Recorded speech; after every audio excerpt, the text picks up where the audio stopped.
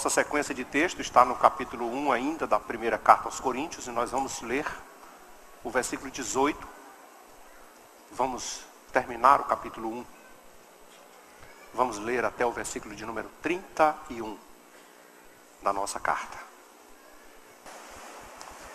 Paulo vem trazendo sua mensagem de maneira simples, como de fato é simples o Evangelho, sem muitos arrodeios, sem muitas enrolações, mas vem trazendo o confronto necessário para que nós chegamos à compreensão de uma coisa: que o Evangelho é sem acepção de pessoas, que o Evangelho é sem prerrogativas humanas, não depende de intelecto, competência, capacidade e uma série de coisas que os homens valorizam tanto. Semana passada nós estávamos nos deparando com um texto onde Paulo encontrava uma série de divergências entre os irmãos. Parece que havia um grupo assim, cada um querendo puxar, como diz assim, a brasa para a sua sardinha. E é claro, eu sou mais importante do que você. Eu fui primeiro que cheguei. Eu sou aqui mais importante. Aliás, eu fui batizado pelo apóstolo Paulo. Aí eu fui por Apolo e eu por Cefas. E aquela intriga não agradou muito o apóstolo. Porque de fato eles estavam se vangloriando de uma coisa que eles nem tinham. Lembra da forma como Paulo se apresentou dizendo assim: eu estou escrevendo para os santificados, ou seja, não são santos. E se você olhar a epístola, as outras epístolas, você vai ver Paulo chamando todos os outros irmãos romanos, filipenses, colossenses, aos santos que estão. Mas aí os coríntios, Paulo falou: vocês foram santificados. Mas ficou implícito uma ideia: santos não mais. E hoje eu quero chamar a atenção dos irmãos para um detalhe, que é o que Paulo queria corrigir nesse aspecto. Por causa das divisões, e é claro que as divisões sempre tem aquela coisa de alguém pensar que é melhor do que o outro. Toda vez que tem alguma divisão, alguém está querendo ser melhor. E acho que no contexto da igreja isso acontece em todas as situações. Porque eu sou mais isso, porque eu sou mais antigo, porque eu sou mais novo, porque eu cheguei agora, porque eu canto melhor, porque eu prego, eu toco isso, faço aquilo, sou professor. Não. O sangue de Jesus pagou a vida de todos. Ninguém custou uma gota a mais. Por isso eu quero aproveitar esse momento e dizer uma coisa. A nossa reflexão hoje vai se chamar a salvação, ou seja, a glória da salvação. Quem é que merece a honra e quem é que merece a glória?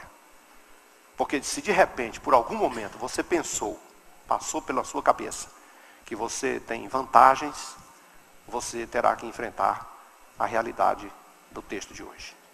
E a primeira coisa que nós vamos descobrir nessa questão da glória da salvação é que Deus despreza sabedoria humana. Ele não faz questão dela.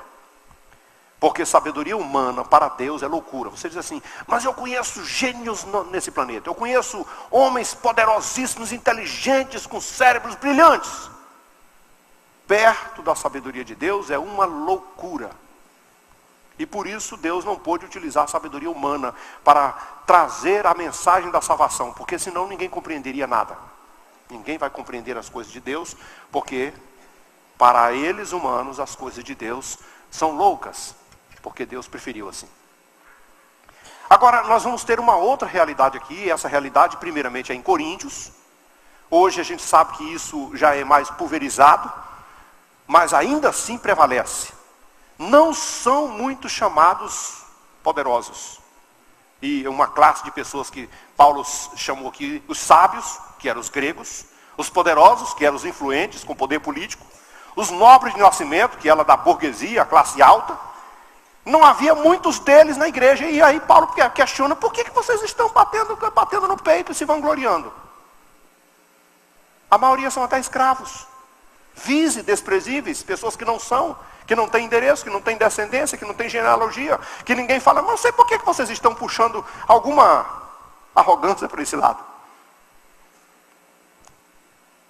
Os chamados por Deus, nesse contexto de Coríntios, e até hoje no nosso contexto, Deus resolveu escolher os simples. E Jesus falou assim: Deus escondeu, e Jesus orou no capítulo 25 de Mateus, capítulo 11, versículo 25. Eu te agradeço porque Deus escondeu essas coisas poderosas, esses mistérios dos entendidos, dos sábios. e revelou a esses pequeninos que creem em mim. Pessoas simples, sem muita notoriedade, que não tem muitas passagens pela faculdade, que não sentou muito tempo no banco das escolas, mas que tem revelações dos mistérios de Deus para a salvação da alma. Agora, por que Deus fez tudo isso? Onde nós vamos chegar com esta cadeia? Dizia assim: Deus não chamou muitos dos poderosos, Deus desprezou sobremaneira a sabedoria dos homens, porque de fato Deus não quer ninguém se vangloriando, a não ser na cruz do Senhor, porque ela é a única porta de salvação que nós encontramos. Deixa eu dizer uma coisa: por que Deus desprezou a sabedoria dos homens? E por que Deus escolheu salvar os homens? Porque Deus optou pela loucura. Você pode imaginar, os gregos queriam sabedoria. Os judeus queriam sinais. E você pode observar isso durante o ministério de Jesus. Dê-nos um sinal da tua vinda. Dê-nos um sinal aí do teu reino. Que sinal o Senhor vai me dar que você é o Filho de Deus? E Jesus sempre contava por parábolas. E os sinais que Deus dava, Jesus dava, às vezes usava uma palavra só. Vocês querem um sinal? Jonas. E aí? Jonas, só isso. Falou só Jonas? Jonas. Jonas passou 3 dias e 3 noites no ventre de um peixe, e o Filho do Homem vai passar 3 dias e 3 noites no seio da terra. Você entendeu alguma coisa? Eu não entendi nada. Qualquer que alguém pedisse um sinal, Jesus sempre deixava esse sinal, porque os gregos queriam isso, e ninguém compreendia essas coisas. Como que vai compreender isso? Você se lembra, por exemplo, como Deus usou a loucura, usou uma coisa totalmente absurda para convencer o homem do pecado? Porque Deus sabia que o homem jamais compreenderia o argumento de Deus. Olha só, havia um homem na cidade, sábio, principal da sinagoga, doutor da lei, alguém que pudesse dizer assim: esse cara entende de tudo que você puder imaginar. Alguns escribas e fariseus daquela ocasião conseguiriam decorar o Pentateuco. Gênesis, Êxodo, Levítico, Número e Deuteronômio. 5 livros da Bíblia. E pode ir lá, são livros grandes e cheios de genealogia. Nicodemos se aparece para Jesus e Jesus falou assim: Nicodemos, vou dizer uma coisa para você. Se tu quiser entrar no reino dos céus, tu tem que nascer de novo. Aí Nicodemos começou a questionar: mas peraí, acho que esse cara está doido. Como é que eu vou fazer? Como é que eu vou nascer de novo? Mestre, por acaso eu vou voltar para o ventre da minha mãe e nascer de novo? Nicodemos, assim você está falando com uma criança. Se você voltar a nascer de novo do ventre da sua mãe, você vai continuar sendo carne do jeito que você é, porque quem nasce da carne é carne. Você tem que nascer da água e do espírito. Aí Nicodemos ficou mais confuso ainda, e aí deu a mão à palmatória. Senhor, eu não estou compreendendo absolutamente nada. E Jesus teve que dizer para ele: e eu ainda estou falando com você numa linguagem terrena, e você não entende nada. Imagine se eu começar a falar com você numa linguagem celestial. O homem jamais poderia compreender o valor da nossa salvação. O homem jamais poderia compreender o método de Deus. Porque o método do homem é violência, é força, é brutalidade. Eles esperavam um rei que viesse com um exército, com espada, montado num cavalo veloz, e que tivesse toda a estrutura para vencer todos os adversários. Aí Jesus aparece simples, meigo, sem nenhuma exigência, sem estar montado num cavalo, e ao invés de vencer e derrotar os seus adversários, ele se entrega para a morte. E é claro, porque Deus sabia que estava pagando a redenção do homem, e não se paga a redenção do homem com o mesmo pecado que o homem cometeu. Eu não vou conseguir redimir um pecador cometendo o pecado que ele fez. Não vou conseguir redimir um assassino cometendo um assassinato. Eu preciso fazer uma coisa diferente. E aí então as pessoas dizem assim: mas isso é uma loucura. É uma loucura esse sujeito chegar aqui tão bonzinho, tão certo, tão honesto, tão perfeito, tão puro, maravilhoso e tão sem defeito. É um sujeito que ama, que não tem ódio, que não tem revolta, que não tem nada. E ele vai ser crucificado brutalmente, morto pelos nossos pecados. Meu Deus do céu, como é que eu posso entender isso? Isso é uma loucura. Mas aí Paulo diz assim: mas se Deus usasse a sabedoria para salvar os homens jamais poderiam compreender, porque os homens não conseguiram ser salvos ou compreender a sabedoria de Deus usando a sua própria sabedoria. Por isso Deus resolveu salvar os homens pela loucura da pregação. Então deixa eu dizer uma coisa para vocês, que eu não sei se vocês sabem. Somos loucos. Somos loucos. Porque de vez em quando a gente diz, nós somos sábios. Somos sábios? Não, somos loucos. Porque só um louco acredita na redenção pelo derramamento de sangue. Só um louco acredita no nascimento virginal de Jesus Cristo. Só um louco acredita. Então nós somos loucos. Porque eu acredito que Jesus nasceu mesmo de uma virgem. Eu acredito que Jesus mesmo morreu na cruz e foi ressuscitado. Eu acredito que Jesus voltará para arrebatar o seu povo. Eu acredito que o poder do Espírito Santo ainda paira sobre a igreja. Eu acredito na transformação do caráter, da vida, da personalidade, na conversão da genuína. Eu acredito na regeneração. Eu acredito em Deus. E aí você diz assim, então você é louco. Você conhece a história, por exemplo, eu já contei uma vez, mas eu vou contar de novo. Porque você conhece a história de um sujeito muito inteligente, muito sábio, que se deparou com uma criança que era crente, e aí ficou questionando a criança, dizendo assim, você sabe que Deus sabe tudo? Deus é tão sábio, onisciente? Como é que vocês falam? É onisciente? Deus é onisciente mesmo, Ele sabe tudo. Deus. E o garoto, muito ensinado pelo pai, diz, Deus é onisciente, sabe tudo. Aí ele diz assim, então, pelo jeito, se Deus sabe tudo, quando ele pediu o sacrifício de Abraão, mata teu filho lá em cima do Moriá, ele sabia que Abraão ia ser fiel. Ah, com certeza, ele sabia. Então por que ele pediu? O negócio agora vai coçar a cabeça. Uma criança de 6 anos, talvez não dá conta de responder um negócio desse. Eu vou chamar meu pai. Mas o pai era um sujeito lá da roça, daqueles que falavam, nós foi, nós vai, nós veio, nós fomos, nós viemos. O sujeito chega lá com aquela ferramenta na mão. Tadson.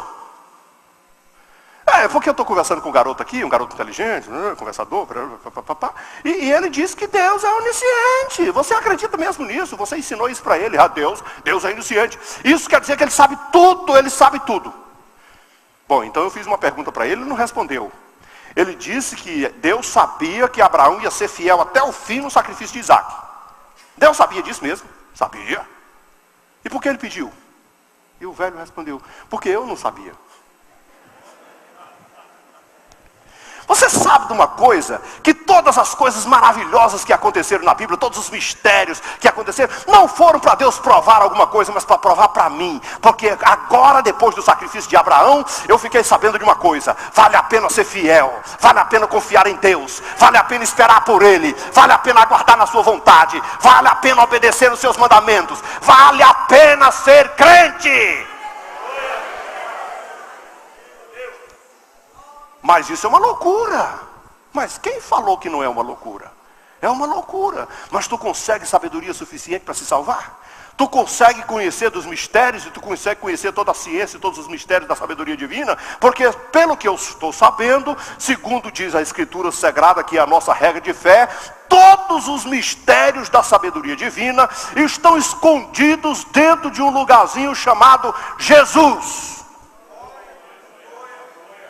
E você não consegue desvendar esses mistérios se não andar com Jesus, servir a Jesus, ser amigo de Jesus, ter intimidade com Jesus, ter comunhão com Jesus. E Jesus está na sua vida e você está em Jesus. Aí você conhece todos os mistérios. E você não consegue fazer isso. Você diz assim, eu não compreendo essas coisas. Eu não sei porque Paulo diz que o vento sopra onde quer e se ouve as suas vozes e ele vai para onde ninguém sabe de onde ele vem nem para onde vai. Eu não consigo dizer, não consigo entender. Porque Paulo diz que todo mundo que é nascido do Espírito é desse jeito. E Paulo está dizendo, é que um homem espiritual, ele não é compreendido por ninguém. Porque um homem espiritual para o povo é leigo, é doido, é maluco, é pinel. Só que tem um detalhe, o homem espiritual compreende todas as coisas. Porque aprouve a Deus salvar os crentes pela loucura da pregação.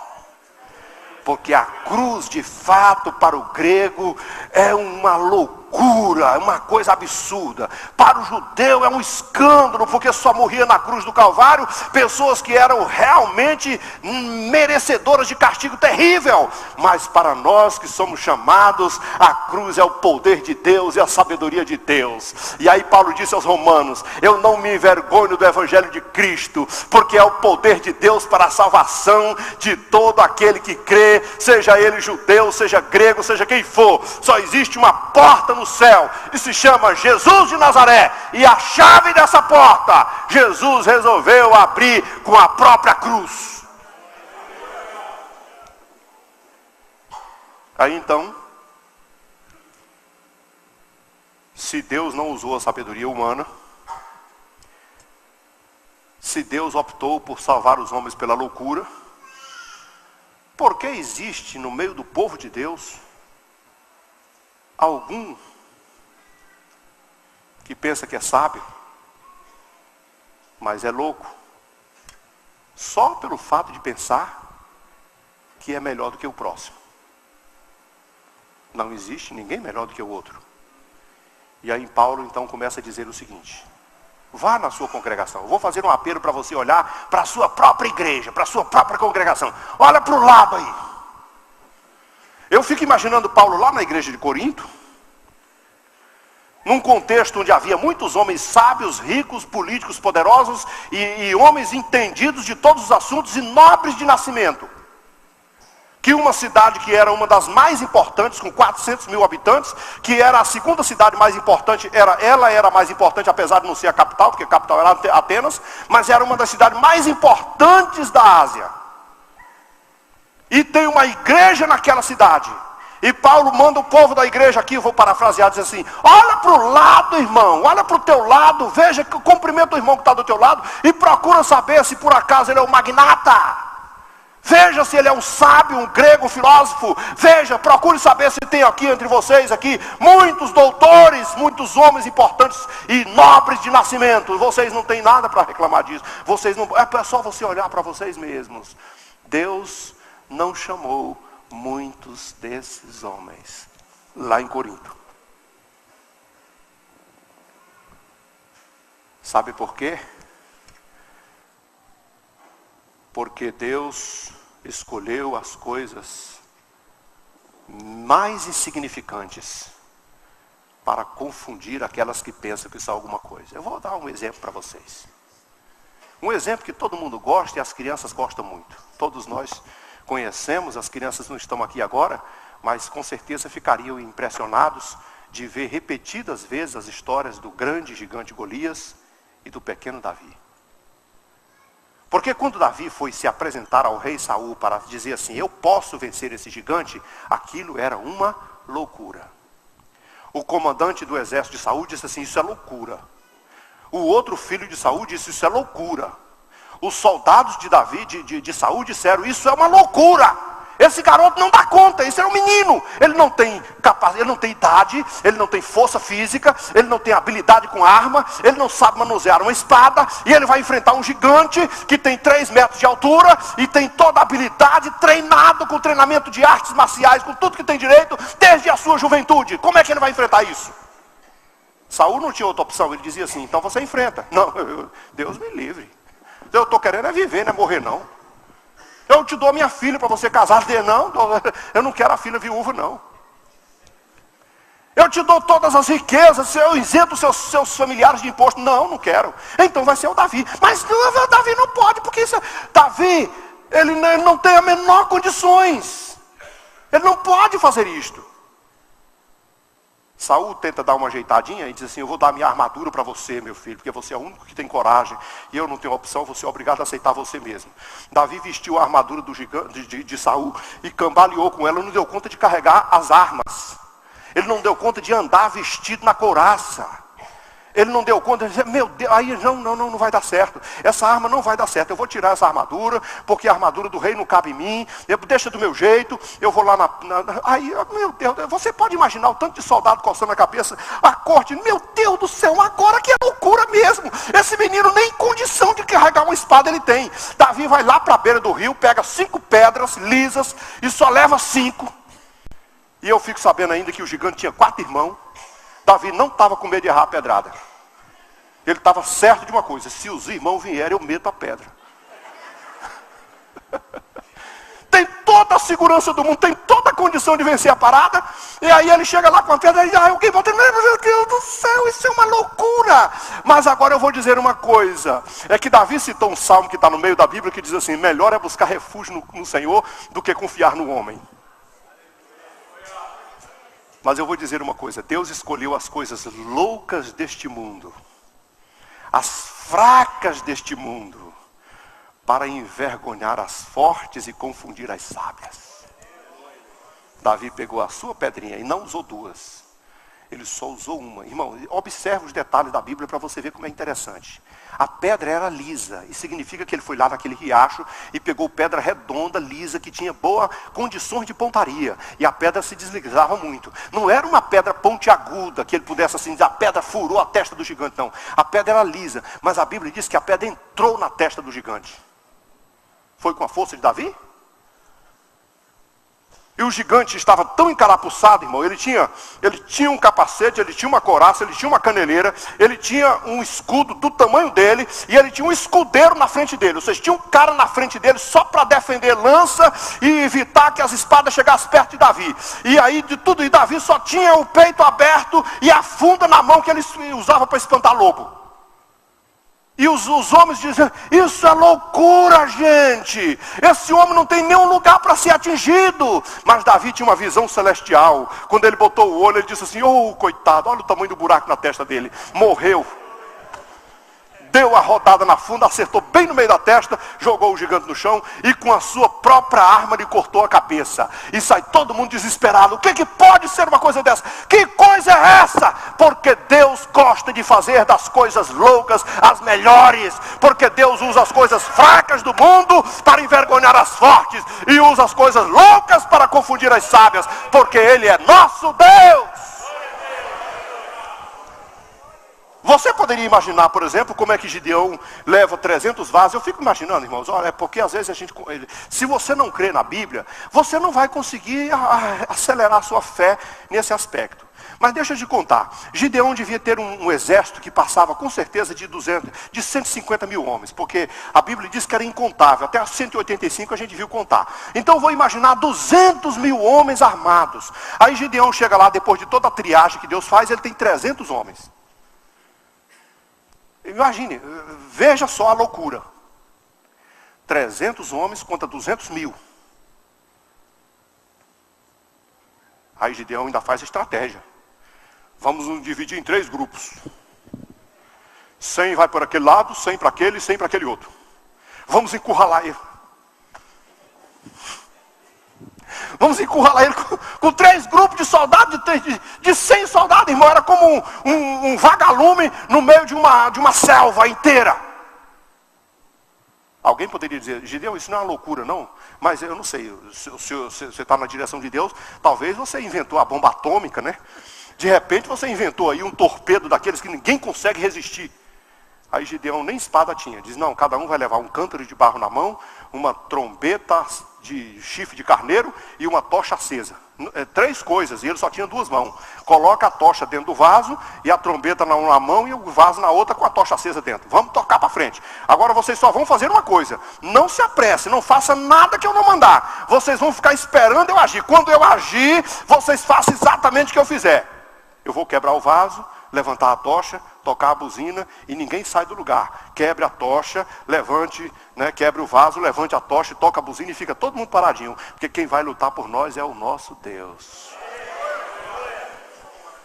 Então, a lógica da situação é o seguinte, que quando eles quebraram o vaso, o vaso é você mesmo que se quebra diante de ele, mas quando eles quebraram o vaso, fizeram barulho. Trá, trá, trá, trá, e fizeram dos 3 cantos. Trá, trá, trá, trá, trá. E aí quando eles levantaram as tochas acenderam na madrugada, lá parecia vagalume no meio da selva. E acende ali, acende aqui, e acende acolá. E aí quem é que vai imaginar que 300 homens iam encurralar um exército com aquele tanto de gente? E os midianitas pensaram assim, meu Deus, eles alugaram os exércitos do mundo todo, do Egito, da Síria, de todo mundo, e vieram para cá para nos destruir. Vamos correr. E aí estava todo mundo descansado, sem armadura, pegaram cada um com suas espadas, mas era escuro, irmão. E os caras estão tocando a trombeta. Pá, parará, parará, parará, parará. E o toque da trombeta parecia uma loucura para eles. Eles atordoaram os ouvidos deles. Eles pegaram a espada. Quem entrou na frente dele no escuro? Ninguém não tinha lâmpada, não tinha nada. Entrou na minha frente e levou a espada. Todo o exército foi desbaratado sozinho. E os 300 do ombro de Gideão lá olhando. Morreu todo mundo. Pelo que eu estou sabendo, correu o rei e alguns súditos deles. Persegue eles, agora é a nossa vez. É uma loucura ou não é uma loucura? É uma coisa de absurda. Você diz assim, mas quem é que tem coragem de enfrentar um exército desse com 300 homens? Quem é que tem coragem de fazer o papel que Gideão fez? Quem é que tem coragem de fazer o que Davi fez? Olha, só é possível fazer se confiar num Deus Todo-Poderoso que está com você. E Deus escolheu as coisas loucas do mundo. Foi assim que Deus fez. Ele diz assim, eu quero ver todo mundo atordoado mesmo. Eu quero ver o grilo cantando. Eu quero ver o sujeito desesperado com a mão na cabeça, arrancando os cabelos e dizendo assim, meu Deus do céu, como é que isso foi acontecer? Como é que nós caímos numa besteira dessa? Não tem um soldado. Todos esses homens mortos, sei lá, 150, 200 mil homens, incontáveis homens, mortos por alguém que nem saiu do lugar. Nem saiu do lugar. Deixa eu dizer uma coisa para você. Talvez isso ajude a sua fé. Você está enfrentando trabalhos, dificuldades, problemas sérios. Você está enfrentando situações que você diz assim, meu Deus, eu não sei nem o que eu vou fazer da minha vida. Então eu vou dizer uma coisa. Confia no Senhor e espera nele. Porque Ele está no comando. Ele está no controle. Ele escolheu as coisas loucas do mundo para confundir as sábias. Ele escolheu as coisas fracas para impressionar e desprezar. E olha que Paulo ainda diz assim, ele escolheu as vis e as desprezíveis. Você pode imaginar, no contexto de Coríntios, vis e desprezíveis eram escravos. E quando Paulo falou isso, ele atingiu uma muito grande gama de membros da igreja em Corinto. Porque tinha muitos escravos. Agora, vocês começam a tremer na base e dizer assim, ei, de que é que a gente está se gloriando mesmo? Deus não deu essa capacidade que vocês têm aos sábios. Deus não revelou esses mistérios aos doutores. Deus não deu esse poder e essa força aos grandes e poderosos exércitos. Deus colocou na mão do seu servo, naquele que confia nele, no seu poder, na sua graça. Deus tem toda a autoridade e Deus está no comando. Ele está no controle. Ninguém pode afrontar o nosso Deus. O Senaqueribe disse para o rei, olha, ninguém pode com o nosso Deus. Meu exército já varreu todos os reinos da circunvizinhança e vai varrer Israel. Aí quando foi de madrugada o Senhor mandou um anjo. Só um. Acho que ele deu uma volta assim pelo arraial. E quando amanheceu o dia tinha 185 mil soldados mortos. Quantos anjos tem ao seu redor? Porque a Bíblia Sagrada usa no plural. Os anjos do Senhor acampam-se ao redor daqueles que o amam e o temem. Os anjos do Senhor acampam ao nosso redor. Você tem anjos na sua retaguarda. Você tem anjos na sua casa. Você tem anjos na sua vida. Você está guardado pela mão de Deus, do Todo-Poderoso. Ninguém pode com você. Agora só uma coisa você precisa estar certo. Deus fez isso por uma razão específica. Ele não quer ninguém batendo no peito. Ele não quer ninguém se achando tal. Ele quer que você faça como Paulo ensinou Romanos 12:3. Ninguém pense de si mesmo acima do que convém. Pense com moderação. Ninguém é o tal. Ninguém é sábio o suficiente por si mesmo. Faça como Provérbios 3. Não pense que a sua própria capacidade é a razão do seu sucesso. Seu sucesso depende de Deus. É a graça de Deus. É o poder de Deus. É a misericórdia de Deus sobre a sua vida. Você é todo ele depende dele, o sucesso depende dele, a saúde depende dele, a prosperidade depende dele, a sabedoria depende dele, o conhecimento depende dele, tudo que você tem depende dele. Mas glorifique o Senhor, porque ele está aqui nessa noite e te dá graça. Ele está conosco. Mas então Paulo diz assim: Deus se revela por meio de um louco e desprezível. Ele se revela, resolveu revelar-se aos desprezíveis, aos loucos. E você fica pensando assim: como é que esse sujeito sabe de tudo isso? Como é que ele consegue desvendar esses mistérios? Como é que ele consegue conversar numa linguagem como essa? E desbaratar. Diz que uma pessoa viajava num trem com um sujeito. E aí quando foi no meio da viagem, o crente lhe entregou um folheto. E no folheto dizia: o sangue de Jesus Cristo, seu Filho, nos purifica de todo pecado. Aí o cara começou logo a rir, né? Eu não sei como é que vocês têm. Vocês são crentes, né? Vocês, crentes, têm essas conversas, né? Olha só, eu vou abrir a janela do trem para você ver uma coisa. Abre a janela, vê lá fora, tá vendo lá fora? O que você está vendo lá fora? Eu estou vendo os mendigos lá, os caras sujos, imundos, e fumando droga, e se drogando, fumando maconha, bebendo cachaça. O sangue de Jesus purifica, e aqueles caras estão daquele jeito. Parece que tem coisa que o crente fica assim esperando, não teve uma resposta de imediato, ficou calado. Mas o sujeito era um empresário rico da empresa de sabão. E daqui a pouco ele puxou o cartão.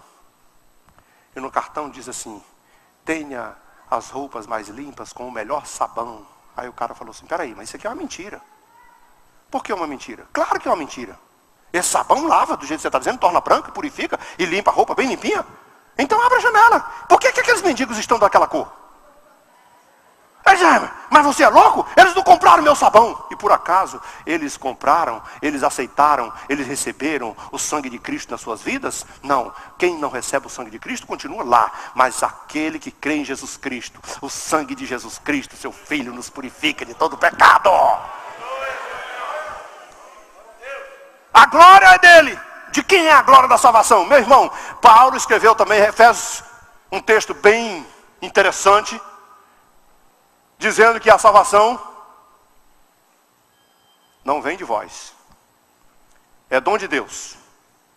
Pela graça sois salvos, por meio da fé. Você sabe o que é a graça? É a mão de Deus estendendo a você. Sabe o que é a fé?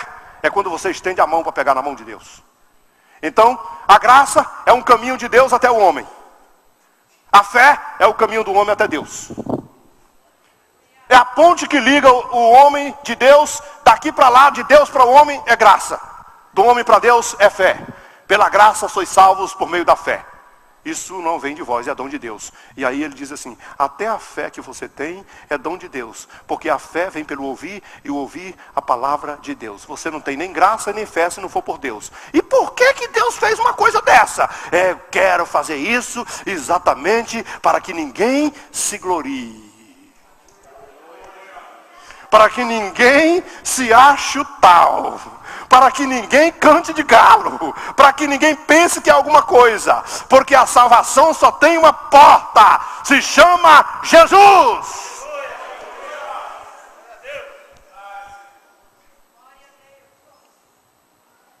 Aquele que se gloria, glorie-se no Senhor. Eu não tinha direito, eu não tinha esperança, eu não tinha privilégios, eu não tinha condições, mas eu estendi a minha mão, e o Senhor teve misericórdia de mim e se propiciou a mim, e me tomou, e agora graça e fé transformou a minha vida numa nova criatura. Eu quero dizer uma coisa para você: não há nada melhor do que Jesus no seu coração. Não há tesouro maior do que Jesus na sua vida.